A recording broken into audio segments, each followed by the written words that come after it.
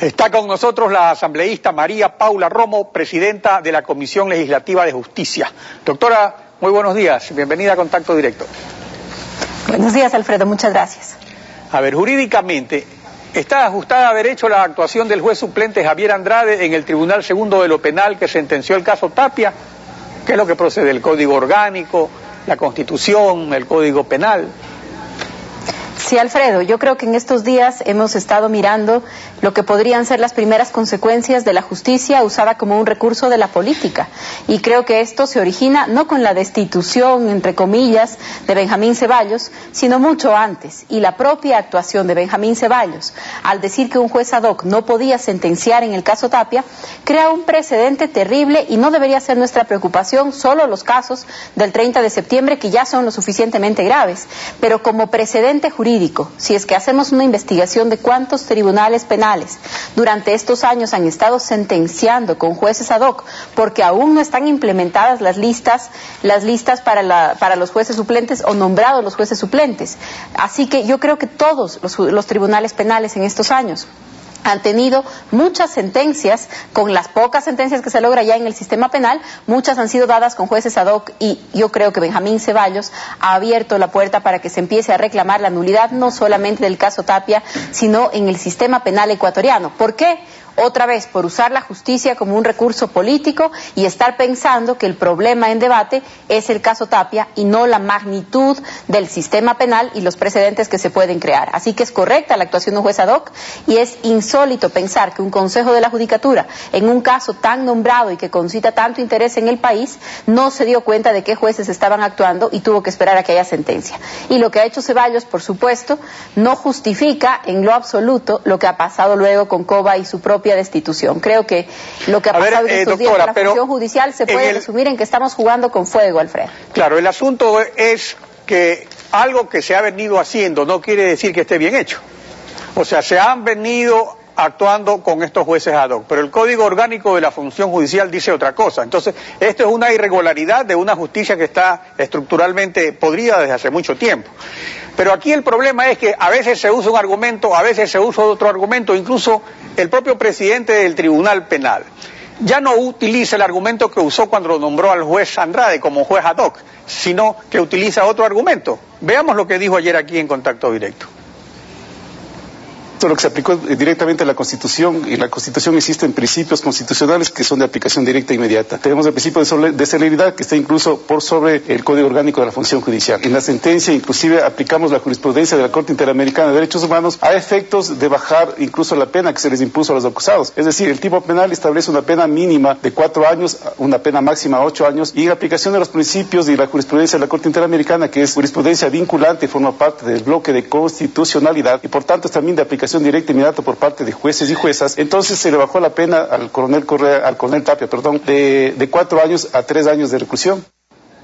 Por ejemplo, ya estamos ante otros argumentos. Entonces, inicialmente es el Código de Procedimiento Penal, después el Código Judicial, ahora es la Constitución. Y como usted lo dice, en unos casos se aplican unas cosas y se las aceptan. Como decía Arturo Esteban en el asunto de la cocha, también hizo el doctor Ceballos lo mismo. Ahora lo hace en contra del gobierno, entonces ahora no está bien. Ahora usted dice que por qué se ha permitido esto en otros casos. O sea, el asunto es que esto es un desastre. La existencia de jueces ad hoc es posible, está permitida. El Código Orgánico de la Función Judicial prevé que los jueces tengan un nombramiento permanente y que también exista una lista de elegibles. Pero también hay unas transitorias en ese Código Orgánico que dicen que mientras se implemente en su totalidad lo que ahí está previsto, pues todavía siguen funcionando los mecanismos que estaban funcionando. El Consejo de la Judicatura ha sido deficiente, por decirlo menos, en la implementación del Código Orgánico, pero no podríamos entonces quedarnos sin tribunales penales y sin jueces mientras no lleguemos a la total implementación. Y no se excluyen los unos argumentos de los otros. Es posible tener jueces ad hoc y que actúen. Es insólito lo que ha hecho el Consejo de la Judicatura, es insólito lo que ha hecho Cova, pero todas estas cosas también se suman a la interpretación constitucional, que no excluye lo uno del otro. No tenemos que escoger entre las normas. Lo que es muy grave es que las decisiones sí las estamos escogiendo según el caso. Y podríamos decir lo mismo sobre todos los que hemos estado en este debate de las últimas semanas, es decir, la propia asambleísta Tibán, que hace algunos días decía: estoy sorprendida de lo que está pasando en la justicia penal. Hace un año decía: que en la justicia penal todo estaba bien y que el fiscal no merecía ninguna sanción. Entonces, lo que resulta sorprendente, y yo creo que los ciudadanos deben estar tan sorprendidos como yo, es que todos se están enterando de los problemas de la justicia penal ahora que tienen una causa que está directamente vinculada o en la que tienen un directo interés, pero hace un año no teníamos estas preocupaciones y no nos parecía que estaba tan mal. Ahora, respecto a la resolución del presidente del Consejo de la Judicatura, suspendiendo a los jueces del tribunal, y luego la destitución del presidente del Consejo de la Judicatura por no restituir en su cargo al juez que ordenó la destrucción de la maquinaria utilizada en la minería ilegal, que hace poco vimos en un video que dice que puede destituir hasta el presidente de la República. Entonces, ¿en qué estamos? O sea, ¿cuál es su opinión sobre estas dos actuaciones? Aparte ya de lo que estamos viendo de estos jueces ad hoc, jueces temporales, que hay un banco de elegibles, que no hay el banco de elegibles, que los nombran directamente, o sea, una situación de inseguridad jurídica total. No cabe en ninguna de las dos, Alfredo. No cabe que el presidente de la Judicatura destituya a los jueces ad hoc, porque eso crea un precedente para todas las sentencias penales en el país. No cabe que el juez Cova destituya al presidente del Consejo de la Judicatura, y usted sabe que Ceballos no es santo de mi devoción.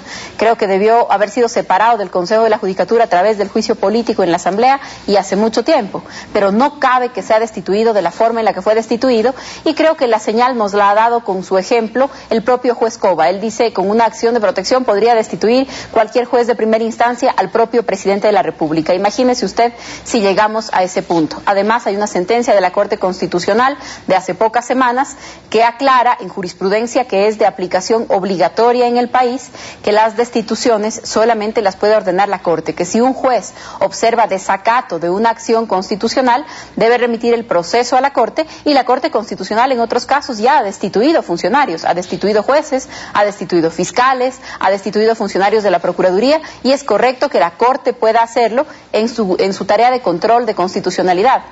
Pero que un juez haga lo que acaba de hacer Cova y que además lo sume a sus declaraciones, como la que se reflejaba el día de ayer en la prensa, que decía sí lo he destituido, pero si corrige y restituye al juez, ya lo puedo volver a poner en su puesto. Es que es insólito lo que está pasando, y le repito, Alfredo, estamos jugando con fuego al quitarle la poca legitimidad que tiene la administración de justicia, sus fallos, sus decisiones, y estamos empezando a ver las consecuencias de una justicia usada como recurso de la política. Ahora, justamente eso, asambleísta. El sistema de justicia está cuarteado por todos lados. En el referéndum se aprobó el remedio para esta grave enfermedad.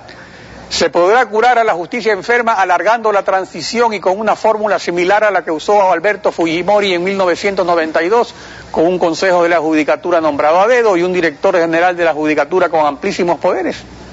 O sea... Yo creo, y usted lo sabe, nuestra posición ha sido que la consulta popular eran unos paños de agua tibia para un enfermo terminal, porque además la reforma estructural de la justicia tiene que pasar por un gran acuerdo político, una reforma de la justicia en donde los actores políticos y los actores judiciales juegue cada uno por su lado, sin tener un objetivo compartido.